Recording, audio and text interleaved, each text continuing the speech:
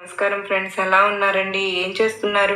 అందరూ బాగున్నారు కదా? మన అమ్మ దయ వలన అందరూ బాగున్నారని, బాగుండాలని మనస్ఫూర్తిగా అమ్మవారిని కోరుకుంటూ అందరూ కూడా ఆరోగ్యంగా ఆనందంగా ఉండాలని, మీరు కోరిన కోరికలన్నీ కూడా అమ్మవారు తీర్చేయాలని మీ తరపున నేను కూడా మనస్ఫూర్తిగా అమ్మవారిని కోరుకుంటూ ఉన్నాను. ముందుగా అమ్మవారి పాదపద్మం ఒక్కసారి నమస్కరించుకుని వీడియోలోకి వెళ్ళిపోదాం. ఈరోజు అమ్మవారు సందేశం ఏంటి అంటే కనుక, మనందరి కోసం ఏం సందేశం తీసుకొచ్చారు అని అంటే కనుక, బిడ్డ ఈరోజు ఒక తీయటి వార్తతో వచ్చాను, ఒక సంతోషకరమైన వార్తతో వచ్చాను. ఈ శుభవార్త విన్నావు అంటే, ఈ తీయటి వార్త విన్నావు అంటే ఎగిరి గంతులు వేస్తావు తల్లి. నీ ఆనందానికి అవధులు అన్నవి లేకుండా పోతాయి బిడ్డ.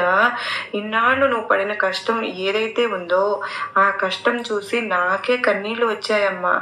ఈ బిడ్డ నీ కష్టం చూసి లాంగ్ వీడియో ప్రెస్ చేసి చూసి మీకు నచ్చితే కనుక చిన్న లైక్ ఇవ్వండి ఫ్రెండ్స్.